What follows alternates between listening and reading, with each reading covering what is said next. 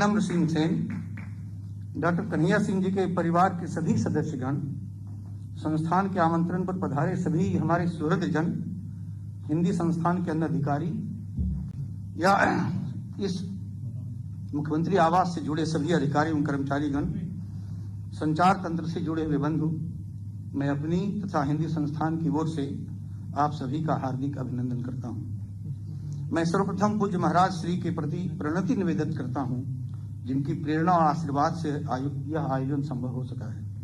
यह आयोजन गत 1 अगस्त को ही प्रस्तावित था, क्योंकि 1 अगस्त डॉक्टर कन्हैया सिंह जी की जन्मतिथि पड़ती है। अभिनंदन ग्रंथ की योजना बनने पर पूज्य महाराज श्री ने आशीर्वाद स्वरूप डॉक्टर कन्हैया सिंह के विषय में संस्मरणात्मक आलेख भी दिया था, और आयोजन के लिए सहर्ष स्वीकृति प्रदान की थी। पर कोरोना नामक वैश्विक महामारी के कारण समस्त गतिविधियां ठप हो गईं, जिनके कारण यह कार्यक्रम भी प्रभावित हुआ। यद्यपि कोरोना के प्रकोप से अभी देश पूरी तरह से मुक्त नहीं हो पाया है, पर अब जनजीवन काफी सीमा तक सामान्य हो गया है और आयोजन होने लगे हैं। माननीय मुख्यमंत्री पूज्य महाराज श्री की सक्रियता और व्यस्तता से हम सभी परिचित हैं, पर यह उनका साहित्य अनुराग और डॉक्टर कन्हैया सिंह के प्रति आत्मीय भाव ही है कि हम कार्यक्रम करने में सफल हो पा रहे हैं। महाराज जी ने कार्यक्रम के लिए समय निकाला, इतदर्थ हम सब उनके प्रति अतिशय कृतज्ञ हैं। माननीय विधानसभा अध्यक्ष जी ने हिंदी संस्थान के अनुरोध को किंचित अस्वस्थता के बावजूद अत्यंत आत्मीयता और सहजता के साथ स्वीकार किया और यहाँ पधारे हैं। इसके लिए मैं व्यक्तिगत रूप से उनके प्रति हृदय से आभार प्रकट करता हूँ। यह अत्यंत आह्लाद का विषय है कि डॉक्टर कन्हैया सिंह जी की 4 पीढ़ियां यहाँ विद्यमान हैं, इस सारस्वत समारोह में भागीदार हो रही हैं। यह सौभाग्य मित्रों अत्यंत विरल होता है। संस्थान के प्रति आत्मीयता रखने वाले और डॉक्टर कन्हैया सिंह जी के व्यक्तित्व और कृतित्व से सुपरिचित सुधीजन यहाँ उपस्थित हैं। यह संस्थान के लिए गर्व की बात है। ध्यातव्य है कि डॉक्टर कन्हैया सिंह वर्षों से हिंदी संस्थान की गतिविधियों से सक्रिय रूप से जुड़े रहे हैं। उत्तर प्रदेश हिंदी संस्थान ने उन्हें साहित्य भूषण और पंडित दीनदयाल उपाध्याय साहित्य सम्मान से सम्मानित भी किया है। और एक बात और भी है जिसे मैं यहाँ कहना चाहता हूँ कि संस्थान से मुझे जोड़ने में उनकी सक्रिय भूमिका रही है। मुझे स्मरण है कि 1997 से 2000 के मध्य जब डॉक्टर शरण बिहारी गोस्वामी हिंदी संस्थान के कार्यकारी उपाध्यक्ष थे, तब यह पद कार्यकारी उपाध्यक्ष का हुआ करता था। तब डॉक्टर कन्हैया सिंह जी के परामर्श से ही मैं संस्थान की सामान्य सभा का सदस्य मनोनीत हुआ था। पूज्य महाराज श्री की प्रेरणा से जब शासन ने मुझे संस्थान का दायित्व सौंपा, तो हिंदी संस्थान की कार्यकारिणी के वरिष्ठ सदस्य के रूप में मुझे डॉक्टर कन्हैया सिंह जी के अनुभवों का लाभ बराबर मिलता रहा। डॉक्टर कन्हैया सिंह जी आजमगढ़ की पुरानी पीढ़ी के साहित्यकारों की परंपरा में आते हैं। आजमगढ़ अयोध्या सिंह उपाध्याय हरिऔध, राहुल सांकृत्यायन, शांत प्रिय द्विवेदी, गुरुभक्त सिंह भक्त, आचार्य चंद्रवली पांडे और रामचरित उपाध्याय जैसे समर्पित साहित्य साधकों की जन्मभूमि और कर्मभूमि रहा है। अपने अध्ययन, अनुशीलन और अन्वेषण की वृत्ति से डॉक्टर कन्हैया सिंह जी ने उस परंपरा का पुनरुत्थान और विकास किया है। डॉक्टर सिंह का व्यक्तित्व बहुआयामी रहा है। वे संघ, राष्ट्रीय स्वयंसेवक संघ के एक निष्ठावान कार्यकर्ता रहे हैं। इस कारण उन्हें 1975 के आपातकाल में मीसाबंदी का पुरस्कार भी मिला है और उन्होंने आपातकाल में नैनी जेल में अपने जीवन व्यतीत किए हैं, जिसकी याद उनकी रचनात्मक धरातल पर प्रकट हुई है अंधेरे के अध्याय के रूप में। आपातकाल दिनों हम लोग सब विद्यार्थी थे, शोध छात्र थे। मित्रों, हमको याद है कि डॉक्टर भवानी प्रसाद मिश्र जो बड़े वरिष्ठ कवि हैं हिंदी के, उन्होंने संकल्प किया था कि हम रोज 3 कविताएं लिखेंगे और उनका संकलन उन्होंने प्रकाशित किया था त्रिकाल संध्या नाम से। उसी समय महादेवी वर्मा ने बहुत ही निर्भीकता के साथ कहा था कि सारा देश आज कारागार हो गया है, और अज्ञेय का निबंध हमको याद आता है, लिखा था चुप की दहाड़ नाम से। मित्रों, डॉक्टर सिंह की राजनीतिक गतिविधियों में भी सक्रियता रही है। यही कारण है कि वो 35 वर्ष की आयु में आजमगढ़ नगर पालिका के अध्यक्ष चुने गए। इतनी कम आयु में आजमगढ़ की नगर पालिका के अध्यक्ष चुने जाने का रिकॉर्ड अभी भी बरकरार है। विभिन्न साहित्यिक सांस्कृतिक संस्थाओं से जुड़कर उन्होंने उन्हें गति प्रदान की है। मुझे याद है कि अखिल भारतीय साहित्य परिषद, जो भारतीय राष्ट्रवादी विचार परंपरा का वहन करती है, उस संस्था के साथ वो बहुत आरंभ से जुड़े रहे हैं और राष्ट्रीय महामंत्री के दायित्व का उन्होंने निर्वहन किया है और कुछ समय तक वो राष्ट्रीय कार्यकारी अध्यक्ष के रूप में भी काम करते रहे हैं। वे एक बड़े आयोजन पुरुष भी रहे हैं, पर उनकी प्रकृत भूमि साहित्य की रही है। अब तक 40 से अधिक आलोचनात्मक, रचनात्मक तथा अनुसंधानपरक कृतियां उनकी प्रकाशित हो चुकी हैं। विभिन्न पुस्तकों का उन्होंने संपादन भी किया है, पर 2 क्षेत्र उनके विशेष रुचि के रहे हैं। एक पाठानुसंधान का क्षेत्र है, जिस पर आजकल अध्यापकों की और विद्यार्थियों की भी रुचि कुछ कम हो गई है। यह थोड़ी चिंता की बात है। प्राचीन पांडुलिपियों के पाठ संशोधन का है, पाठ संपादन के सिद्धांत निरूपण का है, तथा दूसरा क्षेत्र मध्यकालीन हिंदी साहित्य, विशेषकर सूफी साहित्य के अनुशीलन का है। पाठ संपादन के सिद्धांत और हिंदी पाठानुसंधान उनकी 2 बड़ी महत्वपूर्ण पुस्तकें हैं, जो देश के विभिन्न विश्वविद्यालयों के स्नातकोत्तर पाठ्यक्रम में स्वीकृत हैं। पांडुलिपियों के पाठ संशोधन का कार्य मित्रों अत्यंत दुष्कर कार्य है। यह श्रम साध्य भी है। हस्तलेखों को पढ़ना और गहन अध्ययन, अध्यवसाय, व्याकरण बोध, शब्द बोध और शब्दार्थ बोध की मांग करता है। डॉक्टर कन्हैया सिंह पाठानुसंधान के दुर्लभ विद्वान हैं। इसका परिचय मुझे तब मिला था जब मैंने डॉक्टर भगवती प्रसाद सिंह, जो मेरे गुरु भी थे, को कन्हैया सिंह के साथ पद्मावत के पाठ निर्धारण हेतु एक शब्द पर गहन विमर्श करते हुए देखा था। यह बात 1977-78 की है। इसी गहन विमर्श का परिणाम है पद्मावत का नया पाठ, जिसे पद्मावती नाम से विश्वविद्यालय प्रकाशन वाराणसी ने प्रकाशित किया है, पर जिसकी ओर अभी ध्यान विद्वानों का कम गया है। इसका भी गहन विश्लेषण और मूल्यांकन होना शेष है। कन्हैया सिंह के रचनात्मक, आलोचनात्मक और अनुसंधानपरक साहित्य का लेखन का परिमाण बहुत अधिक है और सबकी चर्चा यहाँ संभव नहीं है। उनके परिचय से संबंधित पत्रक में रचनाओं की पूरी सूची दी गई है, आप उसको देख सकते हैं। डॉक्टर कन्हैया सिंह जी के व्यक्तित्व कृतित्व पर केंद्रित अभिनंदन ग्रंथ में उनके सभी जो प्रकाशित साहित्य हैं, उनका जो जीवन वृत्त है, उनके जो व्यक्तित्व के विभिन्न पक्ष हैं, उन पर विस्तार से प्रकाश डाला गया है।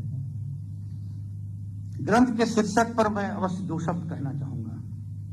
ग्रंथ के शीर्षक का चयन डॉक्टर विनम्र सेन सिंह ने आधुनिक कविता के सशक्त हस्ताक्षर अज्ञेय जी द्वारा संपादित 4था सप्तक के प्रमुख कवि डॉक्टर श्रीराम वर्मा के लेख से लिया है।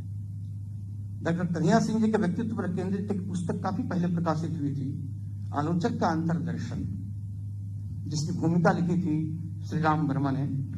उसका शीर्षक उन्होंने दिया था काली मिट्टी पर पारे की रेखा। शीर्षक काव्यमय है, लाक्षणिक है और इस पर व्यंजना भी है। डॉक्टर कन्हैया सिंह के भौतिक, बौद्धिक और सांस्कृतिक व्यक्तित्व को समुचित ढंग से उजागर करने वाला है।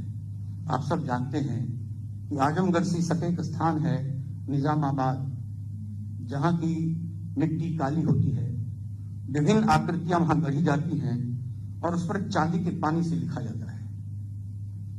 प्रकृति ने डॉक्टर कन्हैया सिंह के रूप में एक आकृति गढ़ी और उस पर पारे की चमक बिखेर दी, जो उनके व्यक्तित्व के वैशिष्ट्य के रूप में प्रकट हुई है।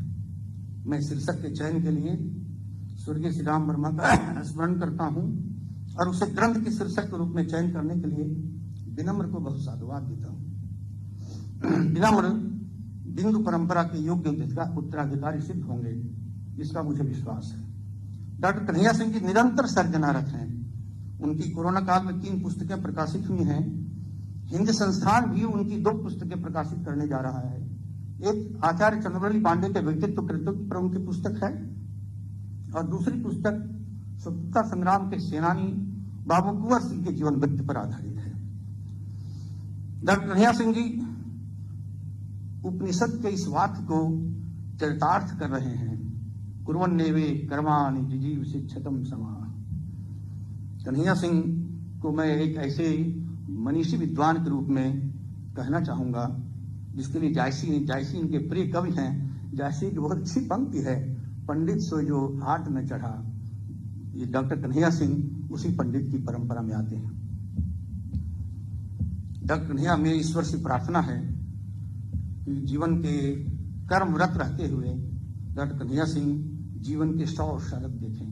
हमारे यहाँ प्रार्थना ही की गई है, जीवेम शरद शतम, और नई पीढ़ी का मार्गदर्शन करते रहें। एक बार पुनः आदरणीय मंच के प्रति कृतज्ञता ज्ञापित करते हुए और आपकी सबकी सहभागिता के लिए आभार व्यक्त करते हुए पुनः आप सबका स्वागत करता हूं। और अंत में डॉक्टर कन्हैया सिंह के लिए पंक्ति जायसी की ही उद्धृत करता हूं, धन्य सोई जस कीरत जासु। बहुत बहुत धन्यवाद। धन्यवाद आदरणीय कार्यकारी अध्यक्ष महोदय। अब मैं वरिष्ठ साहित्यकार डॉक्टर कन्हैया सिंह जी से आग्रह करता हूं कि आए और अपने भाव प्रकट करें। डॉक्टर कन्हैया सिंह जी।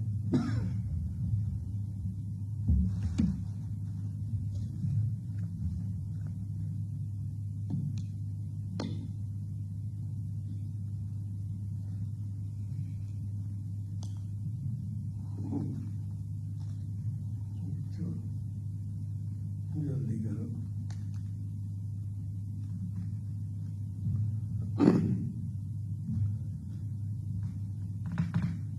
विश्रुत विद्वान, दर्शन, साहित्य और राजनीति के पुरोधा आदरणीय हृदय नारायण जी दीक्षित, जो इस समारोह की अध्यक्षता कर रहे हैं, उनको मैं नमन करता हूं, उनका मैं आभारी हूं। मित्रों, योगी जी का आशीर्वाद मेरे जीवन की बड़ी भारी पूंजी है। यह आशीर्वाद की धारा प्रातः स्मरणीय महंत दिग्विजयनाथ जी से चली, पूज्य वैद्यनाथ जी ने उसे आगे बढ़ाया और योगी आदित्यनाथ जी ने उस धारा को और भी प्रबल वेग से प्रवाहित करके मुझे बहुत ही संतोष दिया, बड़ी ही शांति दी। और मैं योगी जी के चरणों में अपना नमन करते हुए एक बात कहना चाहता हूं कि योगी जी ने कोरोना की लड़ाई में लड़कर उसको मृतप्राय कर दिया। तरह तरह के लोक हितकारी योजनाओं के द्वारा ऐसा काम किया है जिसमें एक अभ्युदय योजना अभी सामने आई है, जिसमें गरीब लड़कों को भी IAS होने का मौका मिलेगा। मैं सारी योजनाओं की चर्चा नहीं करूंगा, क्योंकि इसके कारण एक मुहावरा चल गया है, जोगी मॉडल। प्रधानमंत्री और प्रांतों से कहते हैं कि जोगी मॉडल से काम करो। ऐसे जोगी जी का आशीर्वाद मुझे प्राप्त हुआ है, आज भी प्राप्त हो रहा है। ये मेरे लिए बहुत बड़ा संबल है। जोगी जी ने अपने कामों से एक ऐसी छवि बनाई है कि विभिन्न प्रांतों में इनको व्याख्यान के लिए नियोजित किया जाता है, आमंत्रित किया जाता है। वो दिन दूर नहीं है जब वो विश्व मंच से अभिनव विवेकानंद के रूप में सारे संसार को भारत का संदेश देंगे। मित्रों, इस कार्यक्रम के नियोजक, प्रायोजक, हिंदी संस्थान के कार्यकारी अध्यक्ष प्रोफेसर सदानंद प्रसाद गुप्त और श्रीमान श्रीकांत जी मिश्र हैं। मैं इन लोगों को साधुवाद देता हूं और ये बात बहुत दावे के साथ कह सकता हूं कि प्रोफेसर सदानंद गुप्त ने हिंदी संस्थान को ऐसे बड़े आयाम पर लाके खड़ा किया है, एक ऐसी बड़ी रेखा खींची है जो सारे भारत के साहित्यिक संस्थानों में सबसे बड़े स्थान पर रहने वाले संस्थानों में हिंदी संस्थान की गणना हो रही है। मैं उनको सम्मान व्यक्त करते हुए उनके प्रति अपना आभार व्यक्त करता हूं। आज के इस कार्यक्रम में उपस्थित सभी सज्जनों, सभी देवियों, सारे विद्वानों, सारे विदुषी महिलाओं और कुछ युवा वर्ग और बच्चे हैं, इनको प्रणाम। सब लोगों को उनको आशीर्वाद देते हुए ये जरूर कहूंगा कि आज उत्तर प्रदेश के लोकायुक्त श्रीमान दिनेश कुमार सिंह जी इस कार्यक्रम में उपस्थित हैं। उनकी उपस्थिति से मुझे बड़ी प्रसन्नता है, मैं बड़ा आह्लादित हूं। यह राजकमल प्रकाशन दिल्ली और लोक भारती प्रकाशन प्रयागराज के स्वामी अशोक माहेश्वरी के पुत्र आमोद माहेश्वरी आज इस कार्यक्रम में उपस्थित हैं।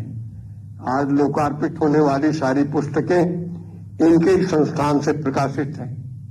मैं उन्हें आशीर्वाद देता हूं कि अपने संस्थान को दिन पर दिन उन्नति के पथ पर अग्रसर करें। मित्रों, अपने बारे में केवल इतना ही कहूंगा कि मुझ जैसे साधारण आदमी का ऐसे असाधारण लोगों के द्वारा सम्मान किया जाना ये मेरे लिए बड़ा आश्चर्यजनक है। यही कहूंगा कि धूल चढ़े नव पवन प्रसंगा, इन महापुरुषों के सत्संग और सानिध्य से पैरों से रौदी हुई धूल के समान मैं आज सम्मानित हो रहा हूं और मुझे इस प्रकार का सम्मान दिया जा रहा है कि मुझे लगता है कि शायद कुछ जितना मैं हूं उससे कुछ ज्यादा ही दिया जा रहा है। इन्हीं शब्दों के साथ मैं आप सभी को प्रणाम करता हूं, नमन करता हूं। धन्यवाद आदरणीय महोदय। अब हम सबके लिए अत्यंत आह्लाद का विषय है कि इस सारस्वत कार्यक्रम की अध्यक्षता श्रेष्ठ चिंतक, विचारक, माननीय विधानसभा अध्यक्ष श्रीमान हृदय नारायण जी दीक्षित के द्वारा की जा रही है।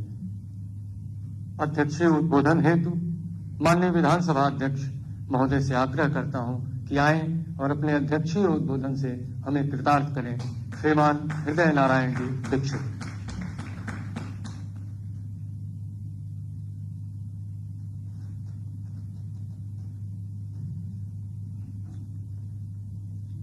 आदरणीय मुख्यमंत्री जी, हिंदी संस्थान के अध्यक्ष डॉक्टर सदानंद जी और आज इस कार्यक्रम में जो उत्सव मूर्ति हैं जिनकी चर्चा हम कर रहे हैं बड़ी देर से, ऐसे श्रद्धेय डॉक्टर कन्हैया सिंह जी, इस सभागार में उपस्थित सभी प्रिय और आदरणीय महानुभाव, भाई और बहनों, इस कार्यक्रम के फौरन बाद माननीय मुख्यमंत्री जी को जाना है और मुझे उस कार्यक्रम की जानकारी है, तो इसलिए मैं केवल कर्मकांड और अनुष्ठान के रूप में ही 2-3 मिनट की अपनी बात कहूंगा। पहली बात है कि दुनिया के किसी भी देश की संस्कृति, दर्शन और मेधा, इसकी बात वहां के साहित्यकारों, कलाकारों, प्रतिष्ठित लोगों द्वारा होती है। सामान्यतया तो संख्या बहुत बड़ी होती किसी देश की, लेकिन उस देश की सांस्कृतिक चेतना को झकझोरने और बार बार झाड़ पोंछ कर साफ करने, इस दृष्टि से साचक अपना काम किया करते हैं। और सजग जितना ही ज्यादा काम करते हैं उतना ही ज्यादा उस देश की संस्कृति, उस देश की तर्क शक्ति, उस देश की जिजीविषा उतना ही ज्यादा सक्षम, शक्तिशाली और ज्ञान संपन्न होती है। हमारे देश में बहुत प्राचीन काल से साहित्य सृजन की परंपरा है और इस परंपरा की विशेषता है कि वो केवल रस रंजन नहीं है या साहित्य आनंदित करने वाला ही नहीं है। ये इस देश की हजारों वर्ष पुरानी परंपरा, संस्कृति, रीति नीति, विचार, सोचने का ढंग, उस सबको साथ लेकर चलता है, डोलता हुआ। इस दृष्टि से इस देश की कवि परंपरा, साहित्य परंपरा और उसमें भी जो लोग डटे हुए हैं उनका अध्ययन बहुत जरूरी है। डॉक्टर कन्हैया सिंह जी इसी परंपरा के कवि, और मैं पहले से परिचित नहीं था। माननीय मुख्यमंत्री जी ने बताया था काफी 1 महीना पहले कि एक कार्यक्रम करना है। सदानंद जी ने मिलकर बताया था। कन्हैया सिंह जी की किताबें, तो उनको देखते हुए विविधता की तरफ ध्यान देना चाहिए। वो जायसी पर लिख रहे हैं तो पूरा जायसी का सूफीवाद ले आते हैं, और वो इतिहास की चर्चा करते हैं तो चंद्रवली पांडे आ जाते हैं, राहुल सांकृत्यायन आ जाते हैं, जबकि चंद्रवली पांडे की इतिहास दृष्टि और राहुल जी की इतिहास दृष्टि भिन्न है, जो मैं समझ पाया। मैं साधारण गांव का कार्य करता हूं, मेरा अध्ययन विश्वविद्यालय का नहीं है, दोनों की भिन्न है। इसी तरह जो पाठ्यालोचन का काम है, पाठ का विश्लेषण, वो इस सीमा तक आगे जाता है कि जहां पर भाषा विज्ञान अपने हथियार डालने लगता है। भाषा विज्ञान के क्षेत्र में दुनिया में सबसे बड़े आदमी नोम चॉम्स्की माने जाते हैं, अमेरिका के रहने वाले। भारत में डॉक्टर सत्यकेत मिश्रा जी, रामविलास शर्मा जी, ऐसे अनेक विद्वान हैं। अब डॉक्टर कन्हैया सिंह जी भाषा विज्ञान के क्षेत्र में भी काम कर रहे थे। ये बात हम लोगों को नहीं मालूम, और ये मालूम होती तो ज्यादा अच्छा होता। अपने यहाँ जो बहुत लिखते पढ़ते हैं, परिश्रम करते हैं, तो उनके काम का प्रचार प्रसार प्रायः नहीं होता, और ऐसा प्रचार प्रसार का आवश्यक है। किसी देश की संस्कृति और सभ्यता के विकास में साहित्य की भूमिका है, और हमारे देश की संस्कृति और सभ्यता तो साहित्य से ही चलती है। दुनिया के अन्य देशों में ऐसे ग्रंथ, ऐसी किताबें नहीं हैं जो धर्म मार्ग भी हों और जो साहित्य मार्ग भी हों। जैसे रामचरितमानस, तो उसमें कविता का आस्वाद है, शब्द और अर्थ का आस्वाद है, हर तरह का आस्वाद है। और घर में किसी की तबीयत खराब हो तो 24 घंटे अखंड रामायण पढ़वा दीजिए, ठीक हो जाएगा, ये भी आस्वाद है। तो आस्था, आस्तिकता, ये भी हमारे साहित्य के साथ लगातार जुड़ी है। मैं ये किताबें पढ़े होता तो मेरा सौभाग्य होता। जो उल्लेख उन्होंने किया है, मैं भी अपना सामाजिक जीवन निर्वहन करते हुए मैंने लगभग 30 किताबें पढ़ी हैं, भिन्न भिन्न लिखी हैं, भिन्न भिन्न विषयों पर, वैचारिक विषयों पर। तो हम जानते हैं कि एक किताब लिखने में कितना समय लगता है, कितना परेशानी होती है। और हमारे वरिष्ठ, इनकी 40 किताबें हैं, 40 ना, 40 से अधिक। और इनकी जवानी भी वैसे ही है, बसंत वाली आज बसंत है। तो हमारी बहुत शुभकामनाएं कि ये खूब लिखें, पुनर्नवा शक्ति इनके भीतर बढ़े, हम लोगों का मार्गदर्शन करते रहें। मैं उनके प्रति ढेर सारी शुभकामनाओं सहित उनके श्री चरणों में प्रणाम करता हूँ कि उनकी शक्ति थोड़ा ज्ञान की, विज्ञान की, प्रज्ञान की मुझे भी मिले। इन शब्दों के साथ मैं बहुत आभारी हूँ।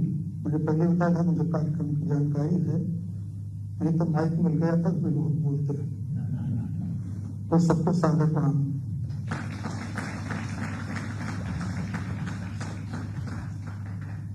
हम सभी आभारी हैं माननीय विधानसभा अध्यक्ष जी के अध्यक्षीय उद्बोधन के प्रति। डॉक्टर कन्हैया सिंह जी के व्यक्तित्व एवं कृतित्व पर आधारित अभिनंदन ग्रंथ काली मिट्टी पर पारे की रेखा का आज लोकार्पण होना है। साथ ही डॉक्टर कन्हैया सिंह जी द्वारा लिखित 3 पुस्तकों महायोगी गोरखनाथ जीवन और दर्शन, आलोचना के प्रत्यय इतिहास और विमर्श तथा संस्मरणों का आलोक का लोकार्पण होना है। महाराज जी से आग्रह है कि लोकार्पण करें। पहले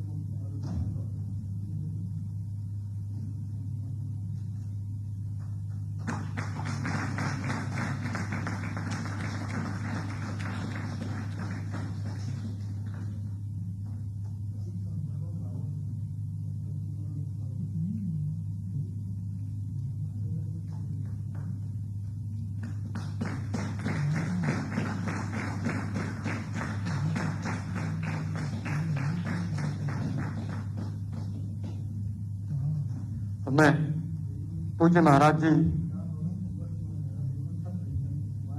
युवाओं के प्रेरणा स्रोत, हिंदू हृदय सम्राट पूज्य महाराज श्री से आग्रह करता हूं कि आए और अपने आशीर्वचन स्वरूप हम सभी को कृतार्थ करने की कृपा करें। पूज्य महाराज श्री।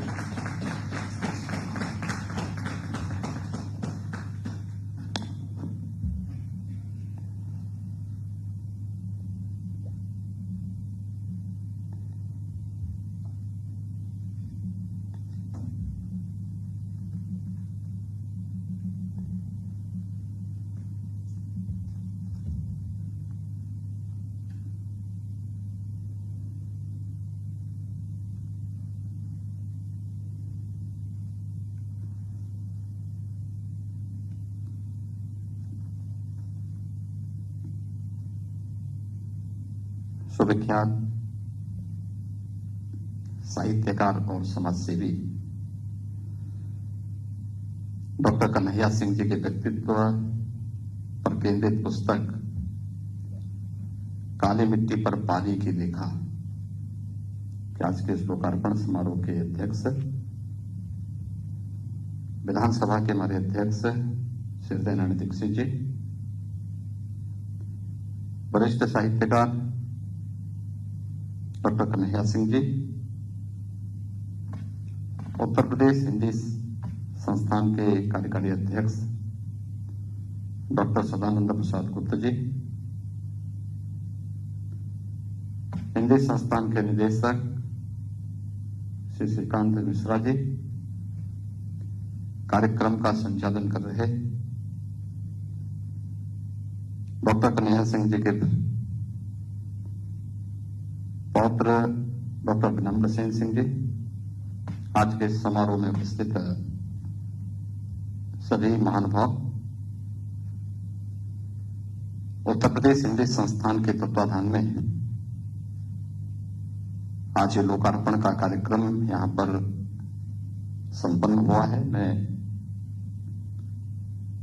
हिंदी संस्थान को एक वरिष्ठ साहित्यकार का सम्मान और अभिनंदन के लिए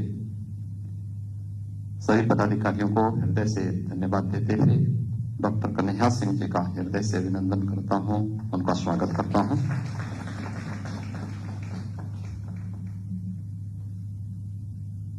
डॉक्टर कन्हैया सिंह जी से मेरा स्वयं का संवाद पिछले 27-28 वर्षों से, यानी मेरे गोरखपीठ में आगमन के साथ ही जिन कुछ प्रमुख लोगों के साथ मेरा प्रथम संवाद हुआ था, और मैं डॉक्टर कन्हैया सिंह जी एक हैं। गोरखपीठ के अनन्य भक्त होने के साथ ही वहां की परंपरा के साथ पिछले 6 दशकों से उनका जुड़ाव रहा है। वे केवल एक साहित्यकार ही नहीं है, एक समाजसेवी भी हैं। और आजमगढ़ जैसे जनपद में उन्होंने जिस क्षेत्र में कार्य किया है अत्यंत अभिनंदनीय है। उनका व्यक्तित्व बहुआयामी है। अगर डॉक्टर कन्हैया सिंह जी आज अपने 85 वर्ष के वसंत पूरा करके 86वें वर्ष में प्रवेश किए हैं, तो उन्होंने केवल साहित्य साधना का ही कार्य नहीं किया है, पेशे से विधि प्रवक्ता से अपने सार्वजनिक जीवन की शुरुआत करते हैं और बाद में हिंदी साहित्य के क्षेत्र में उन्होंने नए नए पग बढ़ाते हुए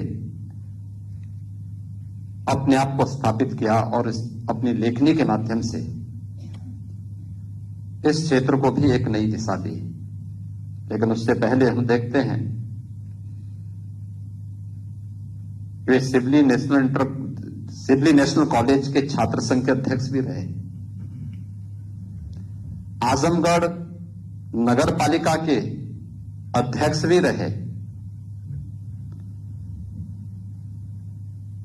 उत्तर प्रदेश भाषा संस्थान के कार्यकारी अध्यक्ष के रूप में भी उन्होंने कार्य किया।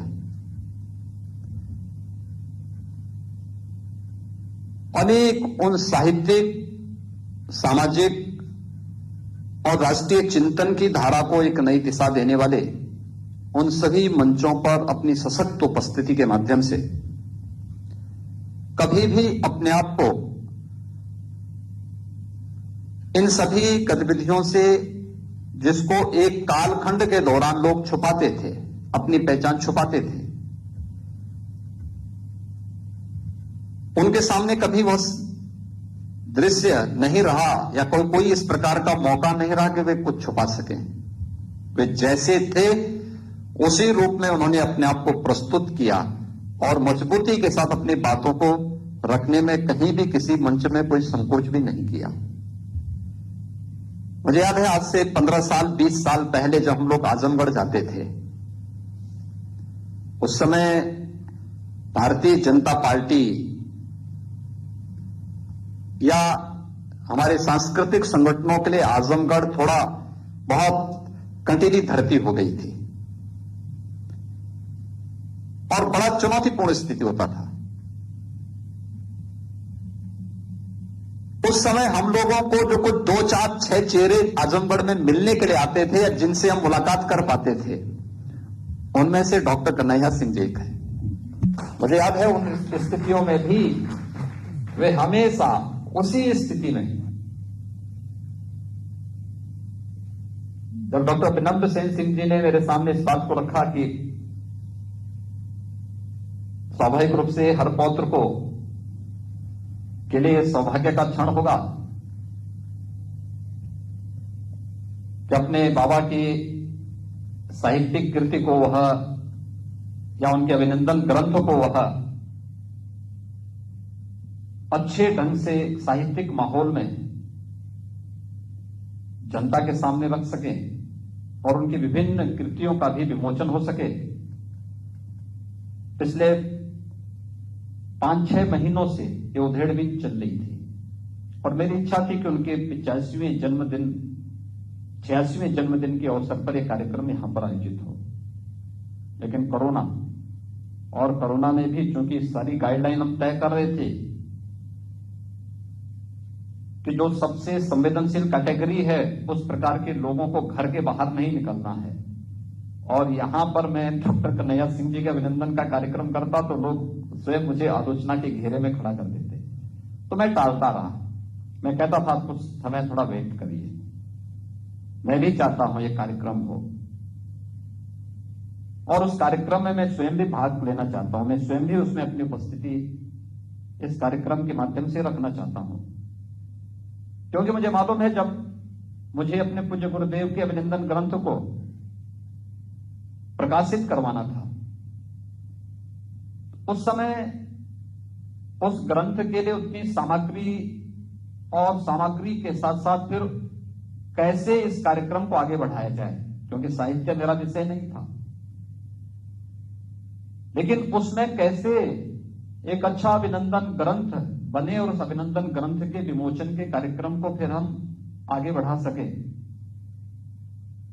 तो उस समय डॉक्टर कन्हैया सिंह जी सामने आए थे, उन्होंने कहा कि नहीं, इस कार्यक्रम को किया जाना चाहिए और जैसे भी कहेंगे, जिस प्रकार से कहेंगे, गोरखपुर में कुछ समय स्टे करने के लिए वहां पर मुझे रुकना भी पड़ेगा, तो मैं गोरखपुर में रुक करके इस कार्यक्रम को वहां पर संपन्न करने में योगदान दूंगा। और डॉक्टर सदानंद गुप्ता जी ने जब उस कार्य को, उस गुरुतर दायित्व को अपने हाथों में लिया, तो उनके सहयोग के लिए और मार्गदर्शन के लिए जो चेहरा सबसे पहले सामने आया था उसमें डॉक्टर कन्हैया सिंह जी थे।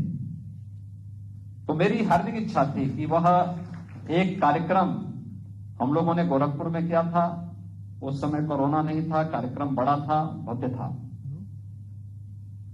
वह कार्यक्रम गोरखपुर में जो संपन्न हुआ था, उस कार्यक्रम के साथ ही एक अच्छा कार्यक्रम डॉक्टर कन्हैया सिंह जी के जीवन के 85 वसंत संपन्न होने के बाद भी उन्होंने अपनी लेखनी की साधना निरंतर आगे चल रही है। इस कार्यक्रम के साथ हम सब जुड़ सकें और उस जुड़ाव के ही क्रम में आज हम सब यहां पर एकत्र हैं। हम लोग सब जानते हैं कि पिछले 1 वर्ष से पूरा देश भी, पूरी दुनिया भी वैश्विक महामारी कोरोना से जूझ रही है। संक्रमण की रफ्तार काफी कम हुई है, लेकिन खतरा भी टला नहीं है। भारत ने 2 स्वदेशी वैक्सीन बना दिए हैं, वैक्सीन लगने के कार्यक्रम भी चल रहे हैं, युद्ध स्तर पर चल रहा है, लेकिन बीमारी तो बीमारी होती है। बचाव उसका सर्वोत्तम उपाय होता है।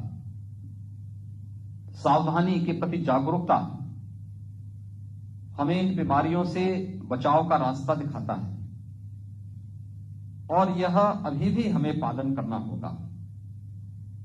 कोरोना समाप्त भी हो जाएगा, वैक्सीन लगने के बाद भी हमें सावधानी और सतर्कता तो बनाई रखनी ही पड़ेगी। और उस सावधानी और सतर्कता के लिए जो हाई रिस्क कैटेगरी है, उस हाई रिस्क कैटेगरी में अभी भी हम लोगों को याद रखना होगा कि 11-12 मार्च से विद्यालय बंद हुए थे बेसिक शिक्षा परिषद के। अभी तक हम लोग उन्हें प्रारंभ नहीं कर पाए। हमने 6ठी से लेके 8वीं तक और उससे ऊपर की क्लासेस प्रारंभ की हैं। 9वीं क्लास से लेकर के ऊपर की क्लासेस हमारी प्रारंभ हुई थी अक्टूबर नवंबर में, और अभी इसी माह हम लोगों ने 6ठी से लेके 8वीं तक की भी क्लासेस आधी स्ट्रेंथ के साथ प्रारंभ शुरू किया है।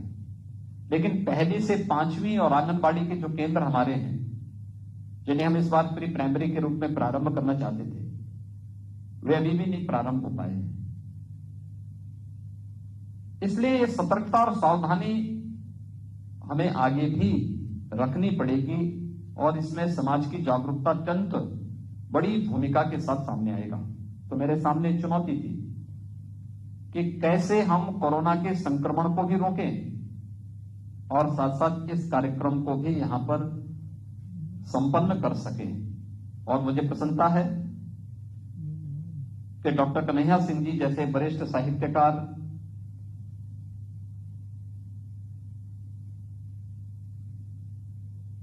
के अभिनंदन ग्रंथ के दृष्टि से जो कार्यक्रम आयोजित हो, उस कार्यक्रम में हम लोग कुछ अच्छे ढंग से उसे प्रस्तुत कर सकें और उस अच्छाई का एक प्रयास प्रारंभ हुआ है। मैं आज के इस अवसर पर जब डॉक्टर कन्हैया सिंह जी के अभिनंदन के साथ साथ उनकी साहित्यिक कृतियों का यहां पर विमोचन का एक कार्यक्रम संपन्न हुआ है, मैंने उनकी अनेक कृतियों को देखा है, उनका अवलोकन किया है और उन्होंने भी जिस क्षेत्र में उन्होंने जाके काम किया है पूरी तन्मयता के साथ लीन होकर के मनोवती स्थिति में जाकर के उस साहित्य साधना के प्रति अपने टूट निष्ठा को व्यक्त करने में किसी भी प्रकार का कोई संकोच नहीं किया है। आज जब उनके अभिनंदन के लिए काली मिट्टी पर पारे की रेखा के विमोचन के साथ ही उनके अन्य साहित्यिक कृतियों का विमोचन यहां पर हो रहा है, मैं इस अवसर पर डॉक्टर कन्हैया सिंह जी के स्वस्थ और दीर्घ जीवन की कामना करता हूं। ईश्वर उन्हें शतायु बनाए, उनकी साहित्य साधना निरंतर इसी तेजस्विता के साथ आगे बढ़ती रहे और साहित्य साधना में जो हमारे नए साहित्यकार आए हैं इन सब का मार्गदर्शन करता रहे, इस विश्वास के साथ उनकी जो अन्य कृतियां भी आज यहां पर विमोचित हो रही हैं, जिनका यहां पर एक कृति महायोगी गुरु गोरक्षनाथ जी पर भी है। गोरखनाथ जीवन और दर्शन से संबंधित उनकी कृति भी यहां पर विमोचित हो रही है और भी अन्य उनके जो साहित्य कृतियां हैं, इसके लिए मैं उनका हृदय से अभिनंदन करता हूं और विश्वास व्यक्त करता हूं कि उनकी साहित्य की साधना कोरोना कालखंड के दौरान तो उनको काफी फुर्सत मिली होगी, क्योंकि इस उम्र में भी वे इधर उधर जाते हैं, मेहनत करते हैं। भ्रमण का उनका कार्यक्रम इस उम्र में भी निरंतर चला, एक चरवेती के ही मंत्र पर आगे भी बढ़ रही है। लेकिन कोरोना कालखंड ने बहुत सारे लोगों को रचनात्मक रूप से एक जगह बैठ करके लिखने और उस पर चिंतन मनन करने की एक नई परंपरा को भी आगे बढ़ाने का अवसर दिया है और उनकी साहित्यिक कृति इसी कालखंड के दौरान आई है। मैं इसके लिए भी उनका हृदय से अभिनंदन करता हूं और ईश्वर से उनके स्वस्थ और दीर्घ जीवन की कामना करते हुए डॉक्टर विनम्र सेन सिंह जी को और हिंदी संस्थान के डॉक्टर सदानंद गुप्ता जी और उनकी पूरी टीम को भी मैं हृदय से धन्यवाद देता हूं कि उन्होंने डॉक्टर कन्हैया सिंह जी के अभिनंदन के लिए आज के इस आयोजन को यहां पर संपन्न किया है। मैं इसके साथ ही इस पूरे आयोजन से जुड़े हुए उन सभी महानुभावों को जिन्होंने इस आयोजन के साथ जुड़ करके कोरोना के प्रोटोकॉल का भी पालन किया है और साथ साथ डॉक्टर कन्हैया सिंह जी के अभिनंदन के साथ सहभागी बने हैं, उन सबको भी हृदय से साधुवाद देते हुए आप सबके प्रति मैं अपनी शुभकामनाएं देता हूं। धन्यवाद। जय हिंद।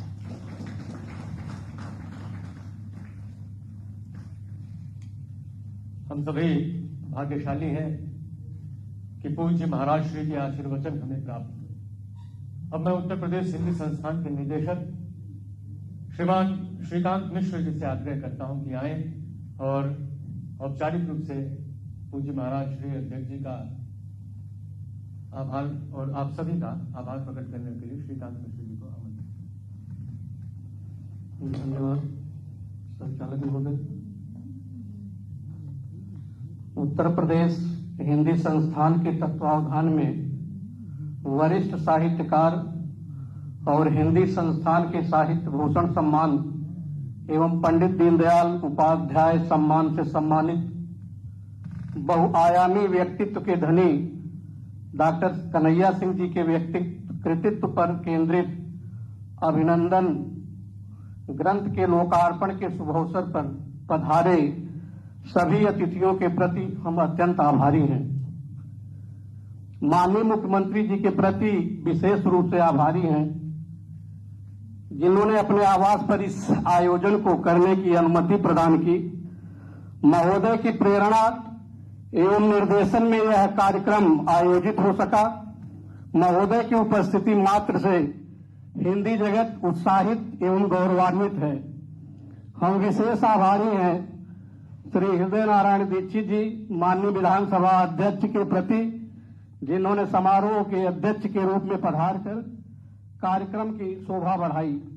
उत्तर प्रदेश हिंदी संस्थान के माननीय कार्यकारी अध्यक्ष डॉक्टर सदानंद प्रसाद गुप्त जी के प्रति भी हम आभारी हैं, जिनके मार्गदर्शन में उत्तर प्रदेश हिंदी संस्थान सक्रियता से गतिशील है। मंचासीन आदरणीय श्रद्धेय डॉक्टर कन्हैया सिंह जी के प्रति भी आभारी हैं, जिनकी विशेष उपस्थिति से यह आयोजन सफल हो पाया। डॉक्टर सिंह शतायु हो, चिरायु हो, स्वस्थ रहें और हिंदी साहित्य के संवर्धन एवं पोषण में अपना योगदान देते रहें। उत्तर प्रदेश हिंदी संस्थान की तरफ से यही मंगल कामना है। संचालक महोदय डॉक्टर विनम्र सेन सिंह जी के प्रति आभार, जिनके कुशल संचालन में यह कार्यक्रम सफल हुआ। अंत में उपस्थित सभी अतिथियों के प्रति हृदय से आभार। मीडिया कर्मियों को धन्यवाद। मुख्यमंत्री आवास के सभी अधिकारियों, सभी सहयोगियों को धन्यवाद।